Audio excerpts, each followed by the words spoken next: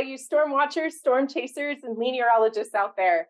Welcome to another edition of Tempest Talks, where we discuss lean philosophy, principles, and tools, and how they impact our personal and professional lives. Today, we will be discussing learning from mistakes with my friend Mark Graban. By way of introduction, Mark is the author of award-winning books, including Lean Hospitals, Improving Quality, Patient Safety, and Employee Engagement, along with Measures of Success, React Less, Lead Better, Improve More. He serves as a consultant through his company, Constancy Incorporated, and is also a senior advisor for the technology company, KaiNexus. Mark hosts podcasts, including Lean Blog Interviews and My Favorite Mistake. And his latest book, The Mistakes That Make Us, Cultivating a Culture of Learning and Innovation, is available now. Everybody go get it. I'm so excited. His education includes a BS in Industrial Engineering from Northwestern University, an MS in Mechanical Engineering, and an MBA from the Massachusetts Institution of Technology's Leaders for Global Operations program. Welcome, Mark. I'm so excited to talk to you today about the mistakes that make us. I love the title. Thank you. Hi, Michelle. Thank you for having me here, and we're gonna have a great conversation about all this, I'm sure. Yeah, I'm very excited about it. Thanks. Well, let's just jump right on in. When I say learning from mistakes, what exactly does that mean to you? Well, there's two layers to it, and it's interconnected, I think. I mean, my book is really about leadership, organizational culture, and there's that individual dynamic of how do we react to our own mistakes? I mean, how do I react to my own mistakes? Am I, trying not to be too hard on myself, and focusing on learning instead of, figuratively beating myself up or feeling bad about it? Yeah. I think when leaders in a workplace can get more comfortable with that themselves, now we can look more at how organizations or how leaders react to other people's mistakes in their workplace. I think, through my own career, and I think through the experiences and stories shared by others, including people from Toyota, the punitive reaction is counterproductive, harmful, dysfunctional, toxic, whatever words you might want to use. And that's the default for a lot of people. And, and I think there's this logical flaw where, people say, well, punishing mistakes teaches people that mistakes are unacceptable and we will have fewer mistakes. I'm like, I don't think it plays out that way. Yeah. Because the punishment drives people to get better at hiding and covering up their mistakes, which means we're not going to learn from them. We're not going to improve. We're not going to innovate. That's going to hurt performance. We'll probably have the same number, if not more mistakes, if it's that culture that's really punitive.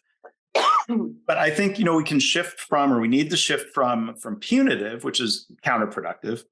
Yeah, totally. Moving beyond nice, because a nice leader might say, well, Mark made a mistake and I don't want Mark to feel bad, so I'm not going to say anything. And if I'm not aware of the mistake, now maybe I just keep repeating it. That can be counterproductive in other ways. But, I think we can shift to more of a reaction that's not nice, but kind.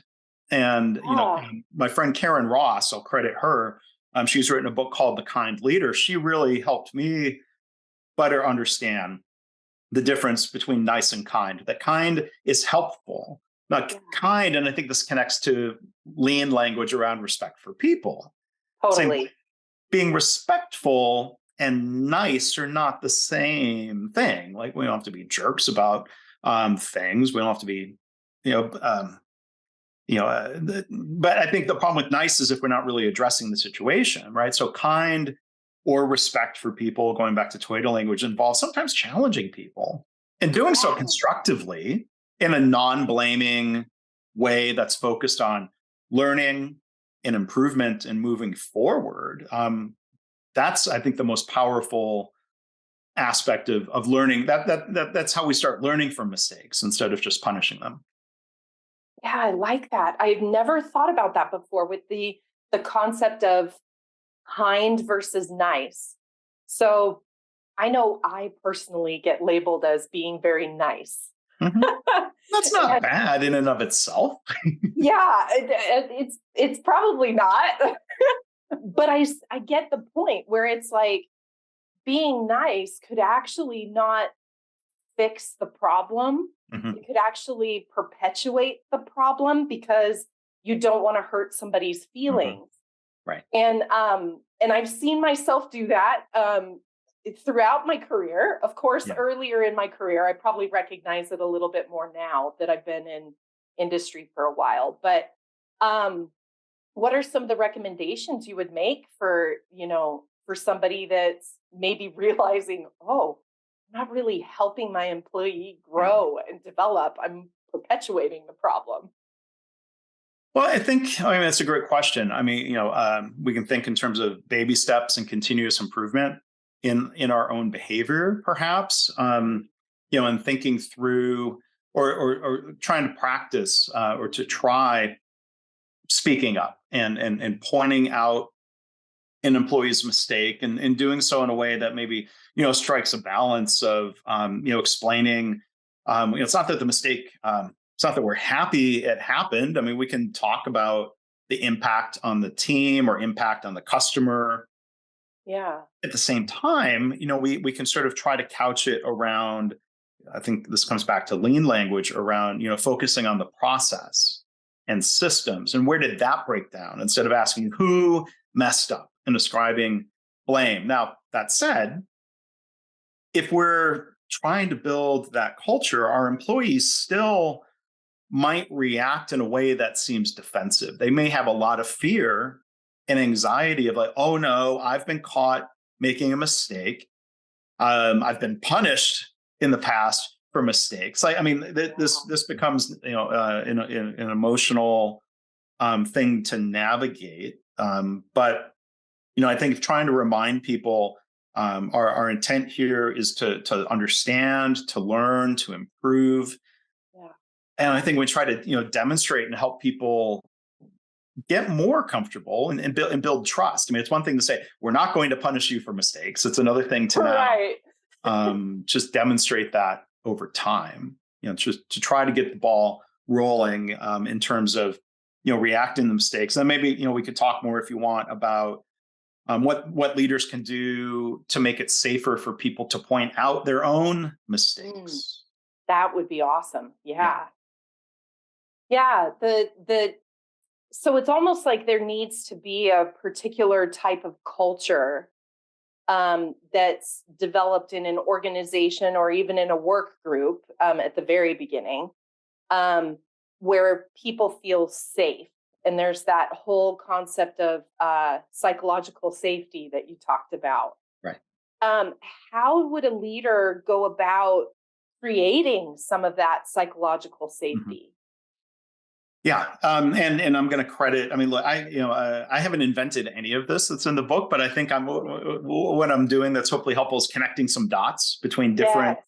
disciplines and bodies of knowledge here, around lean and thinking about the flow of, I think first off, and we talk about how in a minute, creating higher levels of psychological safety as felt by people in the workplace. That leads to a culture of learning from mistakes, which is a big contributor to a culture of continuous improvement, For sure. if not Yeah. innovation, and better success. So I think there are some foundations that we can go through, and again, like going back to some of the Toyota literature, the book Toyota Culture cites Toyota people who talk pretty explicitly about psychological safety, not Mhm. just physical safety, but psychological safety. But then I think you can see just the evidence of that or how that plays out in a lean culture where people feel safe to pull the andon cord. They feel safe to point out problems. They feel safe to speak up about improvement ideas. And I think, in a context like Toyota, if that's the only place you've worked, you might take some of that for granted. Yeah, for sure. Easily. Yeah.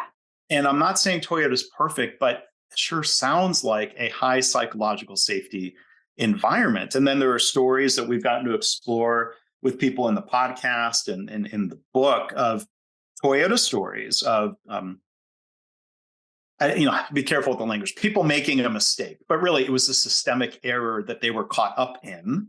And how the Okay. and how the Toyota reaction was one that was non-punitive, and it was kind and constructive and focused on understanding root causes, fixing systems, and moving forward. Yeah. So there's I think connections there, and maybe we can explore this later, between psychological safety and lean. But back to what leaders can do to first off try to create higher levels of psychological safety. Like, for one, it can't be just mandated or declared. Yeah. So like, hey, Michelle, this is a safe space. You should feel safe speaking up. Like, it's not that easy. And you're right to chuckle at that. Or let's say you're new to a team, and let's say the environment is one that has a pretty high level of psychological safety.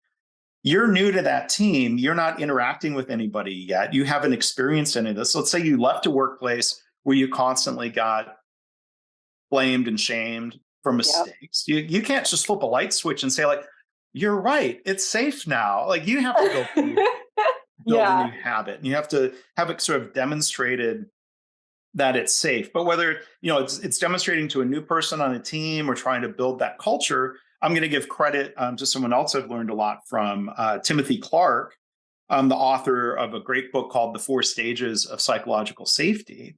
Mm. And one of the things that I think is so insightful and helpful from him is that the game plan or the countermeasures for leaders, if you will, it's like 2 things. Cool. Modeling certain behaviors and then rewarding those same behaviors when you see your employees start to follow the lead. So one of those behaviors would be, as a leader, admitting your own mistakes. Mm-hmm. Being vulnerable. Yeah. Being vulnerable. And then when others say, well, if the boss is admitting mistakes, that doesn't guarantee that it's safe for me. Right. The boss may be in a less risky situation because, let's say, they're a co-founder, an owner, a CEO. I mean, like, they could damage their reputation with the board, I guess, but it's probably less risky for someone higher in the organization to admit mistakes and then talk about the learning and the improvement. And you can encourage. I think leading by example probably has more of an impact than the encouragement. But then when someone else speaks up about a mistake, you've got to be just as constructive and positive about it. So that's where, again, Tim Clark talks about modeling and rewarding. And he uses this phrase that I didn't use yet, but you brought up the word vulnerable acts.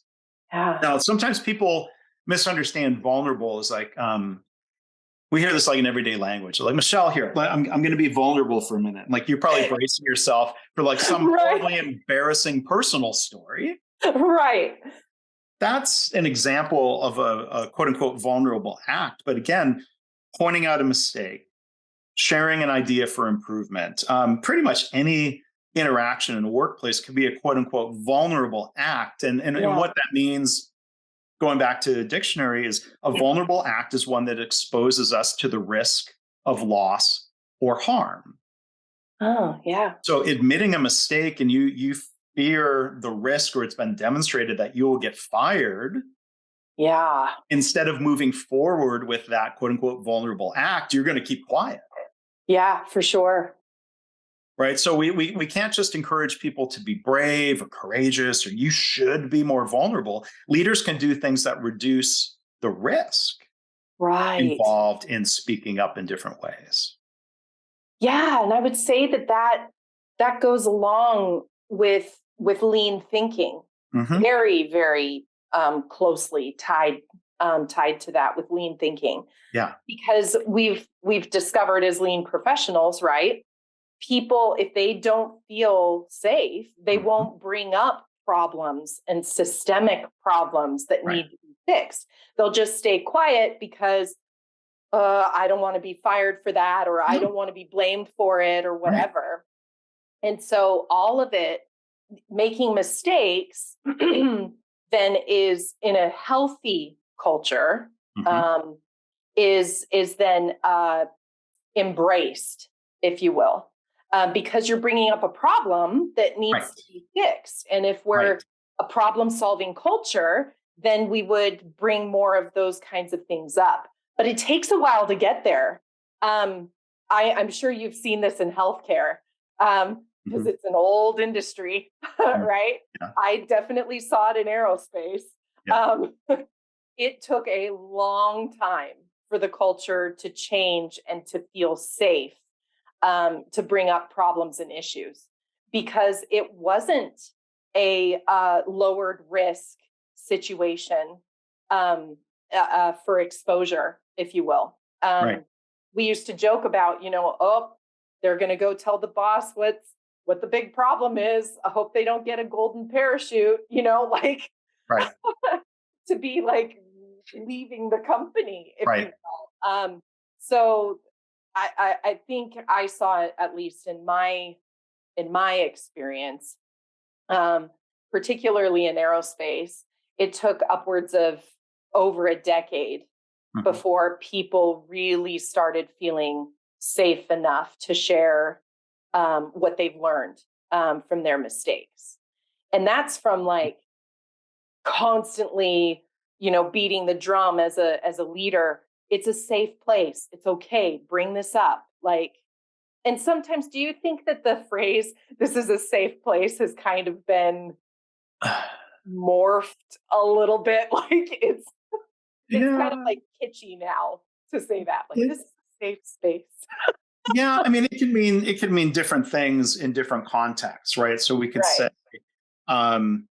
this is a safe space, meaning it's okay for you to be you, right? So it could be used in the context of being inclusive and accepting of people who are different than us. We could say this is a safe space for colleagues who would identify as LGBTQ, and that you are accepted, you are not going to be marginalized. It's a safe space for you. Now, you could say that, but then you have to demonstrate that. Yeah. Importantly, if people people choose to feel safe, right? So they're making this evaluation.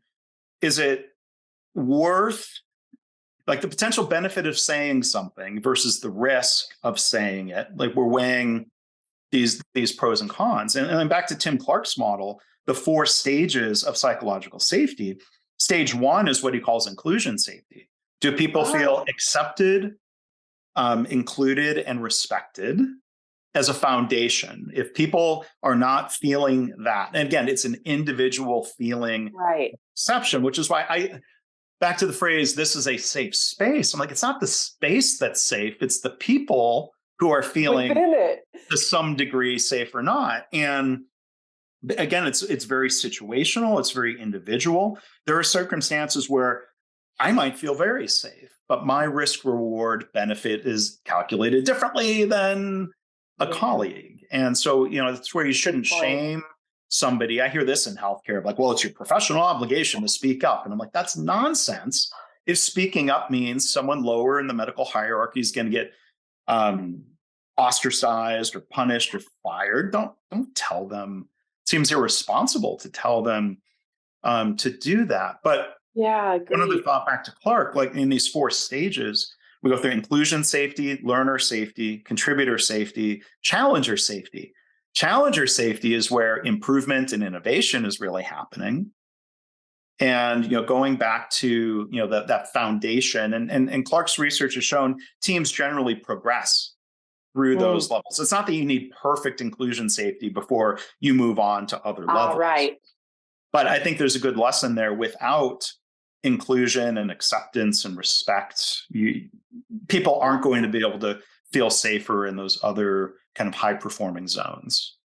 Yeah. So do you think it's good for, companies or cultures that want to change to more of this kind of a model? Would you recommend that they put, yes, they exemplify what they preach, if you will. But do you recommend that they put together a set of principles, guiding principles for how they're going to achieve that in their culture first before, trying to implement major changes? Yeah. I mean, so there's a couple dimensions, I think. Yeah, there were. Sorry about that. No, it's all right. No, yes or no. It's a good question. It just sparks a couple different thoughts. So I'm going to sort of try to organize them a little bit. There's an expression I'm sure you've heard and listeners have heard. I don't like always or never statements, but you'll hear people say like, when it comes to lean, always start with 5S. I'm like, that might be the right place to start, but not. Yeah. And when you look at organizations that have really struggled in adopting tools, whether it's 5S or Kaizen or the and-on principle, it's not even so much the tools as it is the mindset. They'll try these things and they'll struggle and they might give up, unfortunately. But I think really frequently one of the underlying causes of that lean struggle is low levels of psychological safety. And you can measure this through surveys. You can measure your progress. You can identify gaps to try to work on. Like you could use A3 problem solving to break down the problem in different ways and understand the current condition through surveys and feedback and conversations. So I think that foundation of psychological safety, again, it's not yes, no, right? But to some degree, it's got to be strong enough and consistently felt enough, I think, for lean or other programs to take shape. But then, when you talked about stating values and principles and beliefs and management practices or leadership practices, I think, articulating those out loud and establishing, okay, here's the standard, here's the ideal.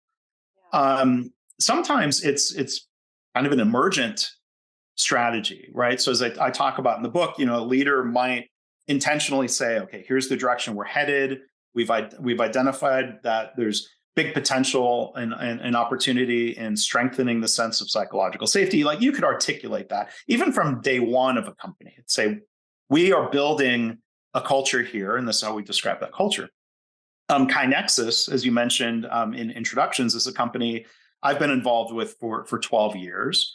And they ended up being one of the main characters in the book, The Mistakes That Make Us, because I've been involved with the company enough to have a sense that this does seem like a high psychological safety environment, seeing the reaction to mistakes or problems and the openness that people feel to admit and share problems for the sake of learning, right? Yeah. Not to embarrass themselves or to get ridiculed.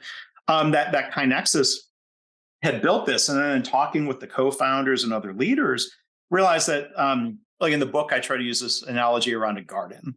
And you could intentionally go carve out back of your part of your yard and say, I am going to plant a garden. And we think of that as like our culture. Sometimes maybe stuff just starts growing and you realize, okay, I like what's growing, these wildflowers, it might be.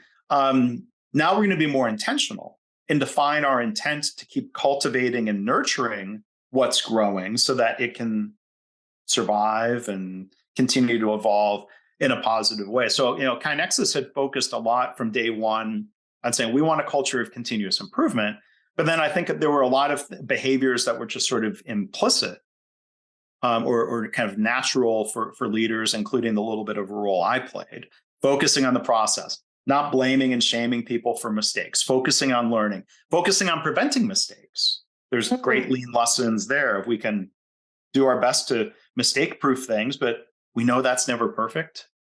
So, be reactive in a constructive, positive way when mistakes do happen. That's really been a big part of the KaiNexus culture, the way we would expect to see at Toyota or other organizations that have made great progress with lean. Yeah, that's one of the things that I've noticed as well, because I've worked in, several different industries. And one of the bases of comparison that I always had from each of the industries I've worked in is whether or not the culture was right for continuous improvement, because they all wanted to improve and they all, knew the buzzwords of 5S, Kaizen, whatever. They all knew the buzzwords, but very few of them were actually successful at it. And I think it's exactly what you're talking about. This cultural aspect to making lean successful, which leads to the final stage of psychological safety, where they can really improve things and innovate. And that's really where the team really is learning from mistakes. And that's at all levels of the organization. Right. So everybody is learning from their mistakes. And they're the first ones to say, sorry, boss, I screwed up. But I noticed when I screwed up that this process actually doesn't really work the way that we need it to work. And so rather than, like you were saying, put in a poke-yoke or a mistake proofing kind of thing, they actually critically think about process and what caused them to get to that position, rather than, here, I'm going to just put in some safety measures so that we can never, get that again. They're critically thinking about it. Yeah. Well, and there's a couple different types of reactions to a mistake. I think this is what you're touching on. We could put in methods to better catch the mistake before it really harms or affects somebody negatively, or more effective mistake proofing would be to prevent the mistake from happening. Right. Yeah. I mean, because if you look at the need for inspection, whether it's automated inspection or manual inspection, that might be necessary in some situations, even if we realize that's not ideal. Because look, go visit a Toyota plant. I did so the end of 2022, and I guarantee it's going to be the same here in the summer of 2023. For all the talk at Toyota about built-in quality and poke-yoke and jidoka, forgive the Japanese words, right? Mistake proofing, built-in quality, error detection, and the culture, they still have a huge final inspection. Yes, of course. And I'm sure they realize on some level, well, that's not ideal, but companies could get in trouble. I've seen this when they get real dogmatic of like, well, inspection is waste, and we're supposed to be eliminating waste, so we're going to get rid of all of that inspection. All of it. But they haven't built in quality, and now stuff's getting to the customer. Yes. So I think Toyota's recalls. Yeah. So I think Toyota's being pragmatic of saying like, well, it's not value added, but it's better to have it. Yes. Than to not. Yes, absolutely. Yes, I'm so glad that you mentioned that too. Like whenever I would coach on value add versus non-value add, I would always have a little caveat in there that would say, it's non-value add, but necessary. Yeah. Today. So yeah, exactly. And so we would look at it differently. This was particularly at the aerospace company that I worked for. We would look at it differently. Okay, you're saying that it's necessary today, but is there a way that we can reduce its variation or its impact? And so we would still think about process, even though we're stuck with it. And it may have been, an FAA requirement that forces us to have it in our system. But we would still think about it differently in terms of process. And I think it's because we had the right culture that embraced that kind of thinking. Because if we didn't embrace that kind of thinking, we would have built an army of quality control people and put them in at every single spot, which is great for them because they've got more work to do, but it's not good for the business and the business success, of course. Yeah. And you make a great point there. If we say it's non-value added but required or necessary today, that doesn't mean it's necessary forever. We can challenge that assumption. And we can improve the process in different ways. Yeah, which is part of that, final stage of that psychological safety. They're challenging. So it's not challenging that they're challenging to work with. They're challenging the process. They're challenging thinking. They're challenging thought. I love that concept. And I love the title of your book, as well, because it really is a change in how we think about what we've done.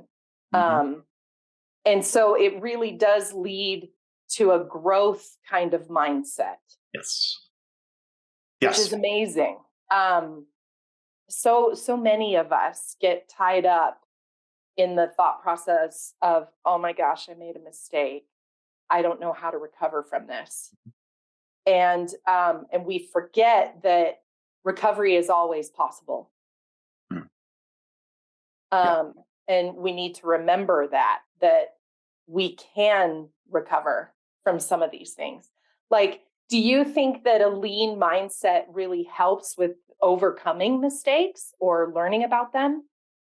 I think it can, where we take steps to improve and mistake proof. And I think taking future action can help us view the mistake as something we've learned from, viewing it as not a failure, but a stepping stone to success, right? So I think, the combination of problem solving, or I would psychological safety plus problem solving is a powerful combination, right? So if we had psychological safety and niceness of you're safe to point out the mistake, and then people are nice about it, and then nothing really changes. And then we're going to continually be nice about the same mistakes being repeated over and over again. And I think it's especially in healthcare and in different settings, a lot of times the first time a mistake happens might not have a real huge, awful, life-changing impact.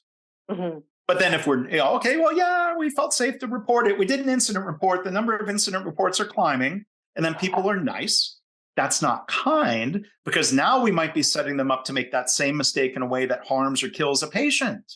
Yes. Just awful for the patient and awful for the people now caught up in these process problems and systemic mistakes. So I think organizationally that's true. And I think I just reflect personally, I'm more able to put the mistake behind me when I can take action. I can feel better about here's what we're doing going forward, instead of being in a space where I can do nothing but dwell about the past. And then, I'm thankful I didn't get fired, but we can do better than that. Yeah, I'm so glad you brought that up with the whole concept of dwelling. In my younger years in industry, I was a dweller. So I would relive my mistakes over and over and over again, to the point where I started to doubt my ability and my opportunity for growth in the organization as well as personally. And that only increased the stories that I would tell myself in my head. And I think a lot of people struggle with that in their personal lives, where they just can't get past the mistake. And it's taken, lots of different experience with incredible leadership, personal training and growth classes as well, to realize I don't have to relive this stuff anymore. Right. I can let it go. Recovery is possible. I can recover from, saying something that I didn't really mean. I was just in an emotional state and I said something and I offended somebody and I didn't really mean it. I can recover from that. The friendship isn't over. Those kinds of things, of course, are individual learning opportunities. Now, there's bigger mistakes, of course, that people make that they may need some psychologist kind of help from. We're not referring to any of those. We're referring more to the man, I shouldn't have said that, or man, I shouldn't have done that. And hopefully, I can recover that relationship, kind of a thing. But I think one thing I've learned along the way, I share this in the book through a story from KaiNexus. Even though, I'm not a clinician, I'm not a psychologist, I'm not a licensed therapist, I'm not pretending to be, but as a recovering engineer, if you will, like to step back and think about how, and to ask how people are feeling, right? So we might say somebody makes a mistake, or they're involved in a systemic mistake, and on one level, it would be good to not get upset, not to yell, not to be blaming. If they're aware of the mistake and they know the impact, they already feel bad. Yeah. Right. So I don't think there's anything helpful that comes from, unless the leader wants to feel superior. And which happens. That's a different reason to go to counseling, maybe. Yes. Real counseling. But I've learned through some of these situations at KaiNexus where, I make a lot of my own mistakes, but I have one story where someone, quote unquote, made a mistake. And like we might be quick to jump into problem solving mode, and we don't want to delay that too long. But whether it's that, or I've seen organizations in healthcare realize that sometimes you've got to pause and just ask, hey, how are you doing? Yeah. And let someone, feel, if they feel bad, give them that space and try to be encouraging or reassuring. Do you need time? Do you want to talk about it? Before just jumping into kind of like the logical aspect of root cause analysis and problem solving. Sometimes you got to give people space. But again, I think back to the difference, the progression from punitive to nice to kind. I've seen some healthcare organizations kind of espouse and share, well, we're not being punitive anymore, but the reaction is too much around just the niceness of, how are you feeling? We'll get you whatever support you need. And that's good, but insufficient, I would say. If all you do is comfort and counsel and help someone feel okay without the problem solving piece, they're doomed to repeat that mistake again. And again, the consequences that next time might be devastating. Don't want that. So I think we need, I guess, thinking through psychological safety plus problem solving. I think, to me, we can shift from nice to kind. To me, kind involves problem solving. Okay. And prevention. Yeah, I love that. It takes me to another, common word that we hear, bring your whole self to work, or being authentic. And there's a lot of, in my mind, I think of kindness also including being authentic. So it's not being nice, as you say, to, say, I'll get you all the resources you need. Right.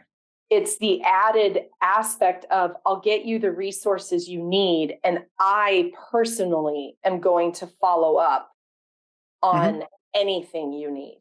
It's not pushing it off to someone else, like the onus on someone else. And that part of that is being authentic, really meaning what you're going to do and what you're going to say as a leader. Right. Would you agree with? I do, and I would build upon that. I mean, when we talk about being authentic, I'll cite Tim Clark. He uses this phrase, or this question he asks in the workplace and your team: is it expensive to be yourself? So this is part of this stage one of acceptance and inclusion and respect. So, but there's a balance, right? Because we're all interacting with other people. So if team member A is, they let's say they feel high levels of psychological safety where they can be their authentic self, but that doesn't give you license to just act however you want, right? So let's say their authentic self, and look, I say this as someone who sometimes gets fired up about things, and I've made mistakes in reacting emotionally in situations. I'm not a everyday yeller and screamer, but so somebody might say, well, I was being authentic. Well, but your authenticity is now making others feel like they can't be authentic, or that they can't speak up with questions, or speaking up about mistakes. So you have to think about the impact of your behavior on others. Like psychological safety is not carte blanche to say like, well, let's say somebody acts really badly, they get called into HR, and you can't play the card of like, well, hey, because of psychological safety, I'm supposed to be able to act however I want. Yeah. Oh, you missed the point a little bit. Exactly it. But, at the same time, psychological safety is not safety from being disagreed with, right? So I've seen and heard about times where people will say, okay, you're challenging. So somebody felt psychologically safe enough to challenge you, but that's making you feel uncomfortable. And like you shouldn't try to then shut down that debate by saying, well, hey, wait, psychological safety. Like, no, it's safety to speak up, not safety to be disagreed with, right? So let's say if a leader is upset, hopefully an employee would feel the level of psychological safety to say, hey, wait a minute, like let this you're not at the standard here, or however you want to say it. I'm saying it awkwardly here, but like leaders might, if they have the self-awareness, say, look, I know sometimes I tend to get upset. So if I do, please call it out. Right. So we need that reminder and creating that teamwork of saying, hey, let's take a time out here or call it out in the moment. That would signify, psychological safety to speak up and challenge the way a leader is behaving, or to challenge a leader's idea and think about, all the problems that happen when people don't feel that safety. I like how you said that too, because that's kind of a job of what I call a Leanierologist, which is really a facilitator of lean. Yeah. Somebody that's well experienced with facilitating.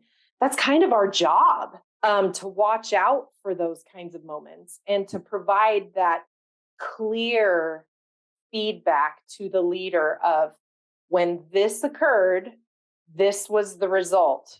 Right. So I'm making you aware of it so you personally can become more self-aware of what you do, and how it impacts others. Right. And then as the leader gets better at it, of course, hopefully they're recognizing and they're being more self-aware. But that being said, not all of us as facilitators are good at recognizing it in ourselves either. Right. And so we've got to be open to that feedback also, which is probably, part of actual, the mistakes that make us, like you say, right? Yeah. Because each mistake, if we actually learn from it, then we should be changing our own behavior to support growth and be a growth kind of pattern, if you will. It could be the mistakes that make us better. Yes. Rather than the mistakes that expose us. Right. The mistakes that make us embarrassed. Yes. And there's some research. I mean, I'm trying to remember if this was where this came from. This idea that people do feel generally worse about mistakes that others see or notice. Like there's that level of kind of social embarrassment, as opposed to a mistake I made with my website where nobody else would know about it unless I wrote a blog post disclosing it, which I do sometimes. Yes, I noticed. But it was a great article. But I'm trying to share, again, like I find it easier to get past the feeling bad phase when I can focus on the improvement, the learning, the mistake proofing that I might be able to put in place, or I'm just sharing a story to sort of normalize the idea that we all make mistakes, and sharing them can set a good example for others. And I'm not under the impression that anyone out there thinks I'm perfect, but I share some of these anyway, these mistakes. I love it. I'm so glad that you do, because it means we're human, right? It's so nice. Yeah. We're human. We're all the same. It's okay. What did inspire you to write the book? Well, there's a progression here. I'm going to grab real quick. A book that this helped bring to be in like 2016 or so, a book called Practicing Lean. And it's an anthology, which means like I wrote 2 chapters and 15 other authors wrote a chapter. And the theme of Practicing Lean is kind of, sharing. We all shared stories. I led by example here of mistakes that I made in early years of my own lean practice, if you will. Things that I would like to think I wouldn't do today, but trying to focus on the learning and, a little bit of vulnerability or humility to admit some of these stories that, in a way that hopefully others could learn from. So that was really kind of that first exploration, in a way, of learning from mistakes, not explicitly stated, but I think that's one of the common themes through the book. We all make mistakes early on in our lean practice. Let's remember that. And again, like, this is partly just as advice to myself, like, don't be too harsh on people who are making mistakes in their early practice. Like, be kind and helpful instead of just being critical or judgmental. So that was sort of the first project. And then September 2020, I launched, I'm going to hold up my coffee mug, the podcast series, My Favorite Mistake, where there was that opportunity to explore with different guests, more than 200 now. This phrase inspired by the Sheryl Crow song from the 90s, My Favorite Mistake. Oh, yeah. And asking people, now her song was like a love about an ex-boyfriend, but here, like, it's about workplace mistakes and career mistakes, professional mistakes, celebrating the learning and the growth, and trying to set an example of, even people who are super successful. Sometimes maybe they're more successful because of a mistake that they made, because they learned from it. Yeah. They took ownership of it. Or it's a mistake that, kind of just maybe opened up an unexpected new door. So there's, sometimes happy accidents that occur, or just mistakes that we're able to learn from and get better. So My Favorite Mistake, then kind of as I was moving along, March 2022, I started with different concepts around a book project, building upon lessons from some of the podcast guests and the different stories, and then some of my own stories, and again, trying to connect dots between some lean concepts. And there are stories in there from Toyota people,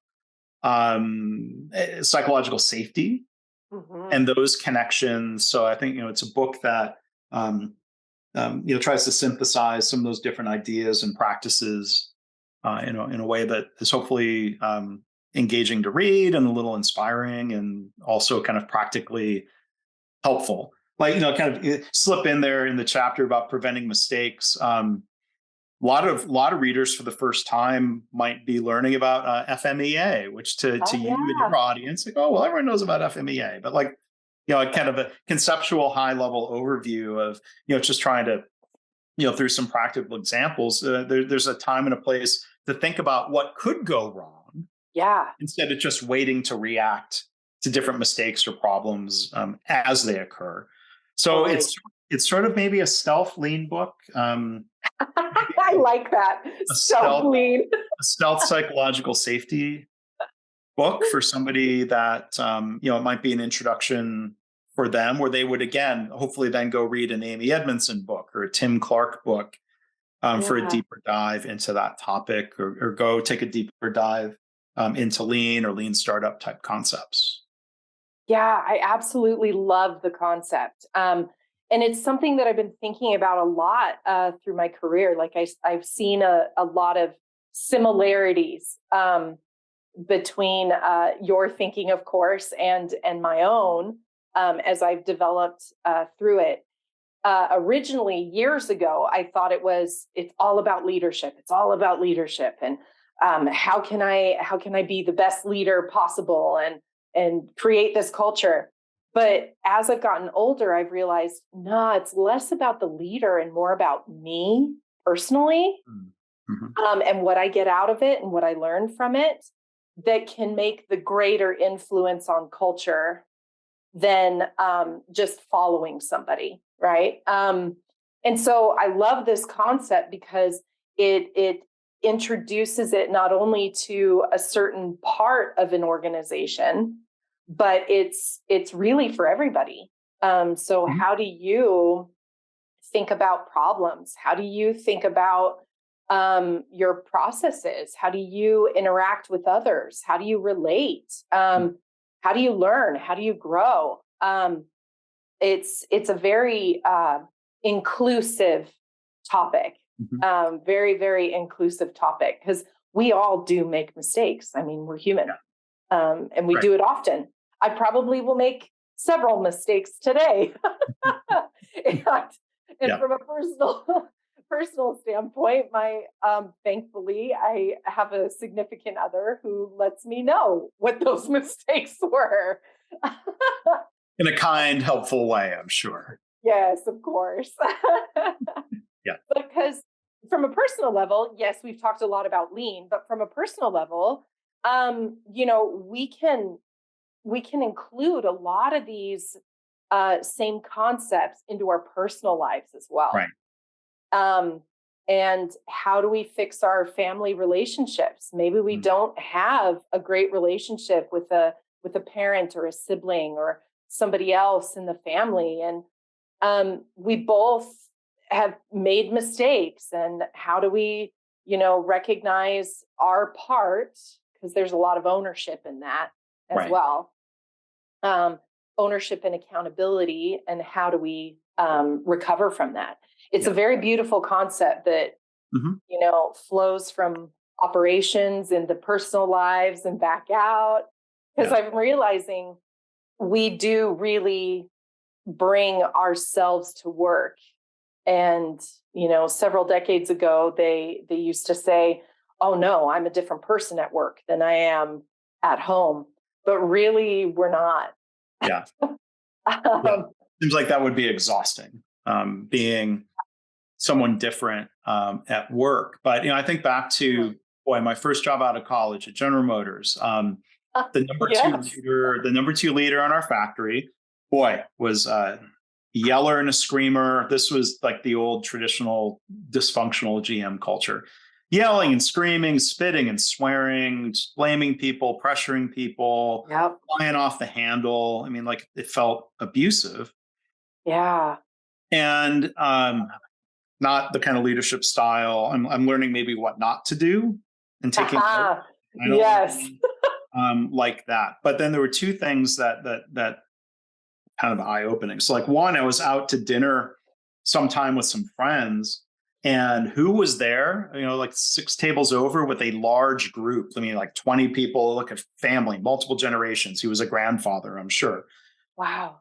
He seemed really relaxed and smiling, and like, well, his family isn't on pins and needles where he's yelling at them through the whole dinner, right? And I think, like, he sent some drinks over to our table. I'm like, well, that was the kindest, most generous thing I've seen from you. Yeah, so he seems like one of these people who was not the same person at work. I don't know, maybe, than he was in his personal life. I don't know. He was out to dinner. Maybe he had a drink or two. He was relaxed. It was a happy time. I'm not saying he was like that all the time. Right. And before I left to go to grad school, there was a day where he had put on this show for me and another young industrial engineer, where he called and was yelling at one of the unit production managers, and he was just putting on a show. So when you think in terms of psychological safety and risk reward, I didn't really have anything to lose. I was out the door. So I felt safer asking one of these sort of like, well, help me understand kind of questions. Like, help me understand why you yelled at him that way and how that helps. Well, then he basically, maybe this is a lesson in systemic factors and culture. And he basically said, well, I called and yelled at him because my boss called and yelled at me. And his boss had probably called in. He traced it all the way very quickly to like the board of directors. Wow. Corporate level of like, well, this is how it is here. And like somebody could try to break that cycle and act differently. And that was not the replacement for this guy, but he reported to the plant manager. The second plant manager that I worked under, the second of my 2 years at General Motors, was one of the original NUMMI people. Oh, wow. One of the GM people who went and was one of the first to go learn from Toyota. And boy, what a breath of fresh air and a leadership lesson in terms of a different style, a different approach, and like just how that made a huge difference. So, I'm with you, Michelle, that everyone can improve and reflect, and everyone in a way has a role in contributing to culture and how we interact with others. That said, I think the person that's at the top does have a huge impact because the behaviors they're modeling do tend to flow down. Flow. Yeah. Yeah, that makes total sense. We may as well have had an identical career because I had a very similar experience. In my first role, we had a leader that was a hothead. Yeah. But you couldn't predict how they would behave. And I remember distinctly one individual, one time he came down and yelled at everybody in the office down the hall. He hit everyone. Same sort of thing. Must have had a really bad conversation with his leadership or something. But he came down and hit everybody down the hall. But the significant thing that has always stuck with me is the vice president, one of the vice presidents, after he heard this individual go down the hall, he came down the stairs and went and did damage control at every single office. Yeah. And he was like, okay, what's going on? You guys all right? What do you need? How do we recover from this? Kind of a thing. And that always stuck with me because it was like, wow, he recognizes the poor behavior and he knew that he needed to fix it. And so he tried to fix it, whether being nice or kind, but he still tried to fix it. And that made an impression on me where it was, okay, I'm not the only one that's hearing this, right? Yeah. And so, there's that recovery. Think of it like in customer service or quality terms. There was some service recovery, or there was some containment going on, and that again might be necessary but insufficient. Yes, longer term. Exactly, and it made an impression to the point where it was like, okay, I'm not alone, so I have a community that I can talk to about what I'm seeing, that I feel safe to talk about with. So what went well, what didn't go so well, right? Right. And that was the first real introduction for me of how to talk to others appropriately, not complain, but talk to others appropriately in the workplace on how to fix problems like that. Because some personalities you're never going to change. Like there are some people that are going to be who they are and they're never going to buy into the culture. They're never going to make the change. And so it was an introduction to me of, okay, that individual is not going to change, but these people are willing to change. And so I'm going to align with them because we're going to learn from what just happened. Right. And which is also an important thing to learn from mistakes as well. The mistakes of others as well as your own. You don't want to be the person where they're like, oh, that person's not going to change. Right. So you can learn from that too. But right. Yeah. But it was a good eye opener for me to recognize, we're not gathering together to complain. We're gathering together to fix the situation and to improve and learn. And that's better. Yes. Yeah, which is much better. So, did you have any leadership or anybody that inspired you to start, looking into this, or was it like a inspiration kind of thing? Well, my journey was fairly unique in a way where I studied industrial engineering, and in the early 90s, like what we taught was correct, but not fully correct, right? Like lean was framed as like, inventory management and flow and scheduling, and like, okay, that was all good, but it wasn't polar picture. Coming out of college, having grown up around Detroit, I really didn't want to go into the auto industry from what I had heard and with the environments. And my dad was 40 years General Motors, but engineering, never really in the plants, right? So he had a very different experience than I had. Culturally, there was, I think, overlap. But point being, I wasn't really desperately trying to do something in the auto industry. But then during interviewing, General Motors powertrain made somehow, I don't even know how it came up, but because of my dad's background at General Motors, he had taken one of the W. Edwards Deming 4-day seminars. Oh, had a copy book Out of the Crisis there at the house. I read that during, I don't know if it was winter break or what it was during college. So I had some of that exposure to Deming philosophies and ideas around management and improvement. General Motors, gosh,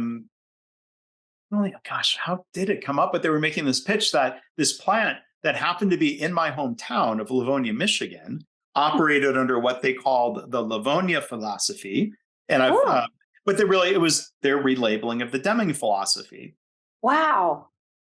So I'm like, oh, wow. Okay. Well, maybe this is one of these, shining examples, kind of like what NUMMI might have been at the time, or the Saturn manufacturing in Tennessee. Like, okay, they're doing things differently. So I come in and I take this job, and I was probably the only one who got hired or took the job because of this Deming connection. Oh, things are going to be different here. Turned out not to be true. Might have been true. Yeah, I came in 1995. It might have been true 2 plant managers ago. The stuff was still hanging on the wall. Wow. Okay, now it's become a bunch of posters and slogans. Deming would have hated that. So I wanted to be a part of that. And then I was in this environment, as I explained, that was clearly not that. The thing that kept me from running and quitting in that first year was the fact that, and here's the disconnects in a huge corporation. GM Powertrain had hired a lot of really experienced, talented people from a bunch of Toyota suppliers.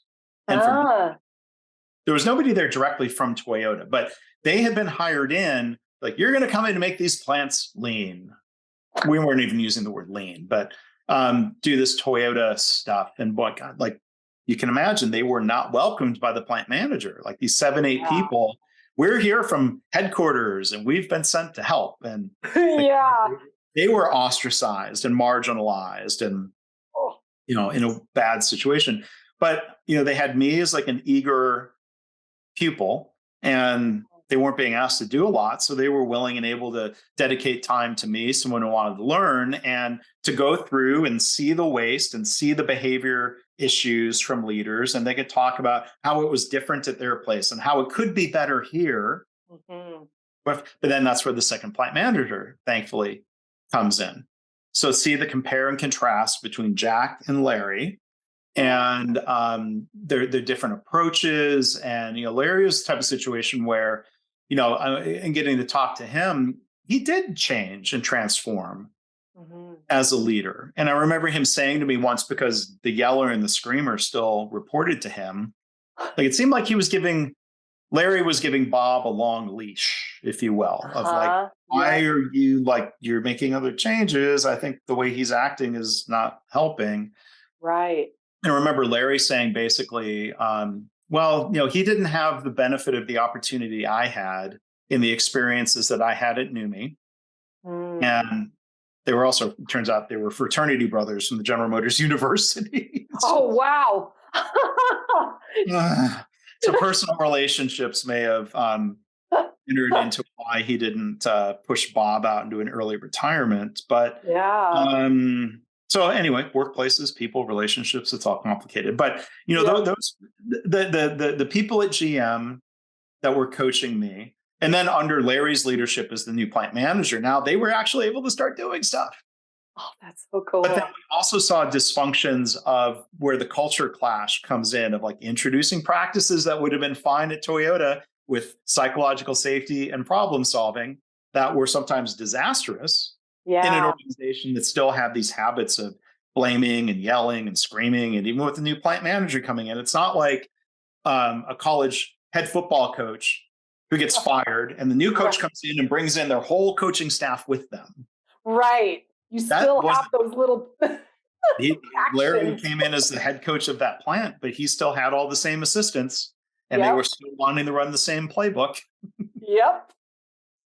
So but that plant did improve, and part of me, like, I'm not saying it was a mistake, but had I stayed 1 year longer, if I could have deferred my MIT Mm, education for a year, it would have been better to have seen a second year of that progress, because that first year mm. it was taking a while to start to build some progress and momentum.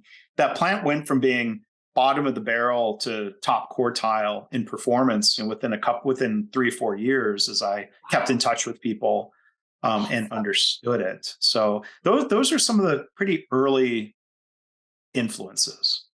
That's amazing. Yeah. I- my, I, so when I came into the aerospace company, they were 16 years into their lean journey. Hmm. So I didn't get to see a lot of the beginning stages, which was a lot of what you're referring to at the GM plant. Yeah. Um, at Goodrich, we were, we had a leadership change, same sort of thing. Um, Greg Peters was his name. His behavior changed the more that he learned about lean. He became more quiet, less vocal. Hmm. He listened more. He didn't even end up wasting words. By the time he retired from the organization, everybody was like, Greg really has encompassed this like lean thing, you know? Yeah. And it's interesting because it really does change behavior and who they are. It really does. Same sort of thing. I wish I saw it in the early stages because I was so grateful for it in the later years. Yeah. And I think ever since then, I've been looking for that kind of culture again in an organization, and thankfully, I think I've found it Good. where I am right now, which is wonderful. Because I've been searching for it for a long time, finding that, harnessing it, making it grow and develop into a learning from mistakes kind of an environment.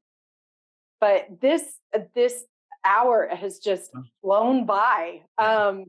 And I appreciate, all of the feedback, the guidance, and everything that you've shared with us. Is there anything that we missed that you would like to cover? Well, I mean, maybe just encourage people, whether it's their efforts to adopt continuous improvement and to create that culture, or to do anything with lean, or to try to focus on psychological safety and learning from mistakes, to remember the idea of baby steps, right? So the cover of Practicing Lean is meant to sort of evoke that. It's a toddler Oh, yeah. kind of climbing up. Actually, it doesn't look like it's really physically safe, like climbing a staircase made of books. Like, I hope it was all glued together and stable for that stock image that I purchased that's on the background of the cover. But realizing sometimes that taking baby steps and framing it as small experiments, small tests of change. Like, that's one of the Mm, themes in The Mistakes That Make Us, is the idea of, especially when we're trying to do new things or trying to be innovative, is really to expect quote unquote mistakes, yeah. to think of plan, do, study, adjust cycles, and an Mhm. iteration as being normal and valued. And you touched on it, Michelle, and others say the same thing. Culture change is not like flipping a light switch. That Mhm. wasn't true at GM. That's not true at other companies where a new leader comes in with a different style. The bigger the ship, the harder it is to turn. So Yes. just encourage people, try some things. If you don't have it all figured out, that's okay. I don't believe in, like, here's the 5-year lean roadmap. No offense to anybody who is That has that. Yeah. You want to be looking ahead and be strategic, but at some point you've just got to go try things and be willing to admit, or being able to. Hopefully, the culture makes it safe to admit mistakes or gaps or things that didn't go as we expected, so the focus can be on learning and improvement Yeah. and moving forward. So it's, and this is advice that comes, final point, comes from kind of, modern approaches to entrepreneurship. Nobody has it all figured out. Don't waste time on the That's true. 5-year business plan, because it's basically, as somebody put it, writing fiction. Yeah. At some point, go test your hypotheses, understand the difference between what we know and what we are hypothesizing or assuming, and go to start, as Rich Sheridan from Menlo Innovation says, go run the experiment. Yeah. And I Yeah. think that's great advice. He was a recent guest on the podcast. So he's someone else I admire as a leader in the software space, who really gets that the culture, the acceptance, the psychological safety that leads to more innovation and more business success. And that's what I hope is an outcome from the mistakes that make us. Not that it's, hopefully it's enjoyable reading, but I hope it's helpful and points people in some practical directions of things that they can do differently as individuals, as teams, as organizations. I'm excited for my copy. I'm really excited to read it. A lot of the concepts that we've talked about today just resonate so well with me. I think the listening audience and the watchers today, they're going to be, gain so much knowledge and awareness from it. I'm really excited for it. Oh, thank you. Thank you for writing it. So I'm excited to hopefully have you come back and talk about, what some additional learnings are in the future. Sure. That would be really great. Yeah. Look forward to that. Thank you, Michelle. Thanks for your kind words about the book and, for exploring some of this today. Really enjoyed it. Yeah, it's been fantastic. Thank you so much, Mark. And we'll be in touch, I'm sure. Yeah. Thank you. Have a great one. Thanks. Bye. Bye.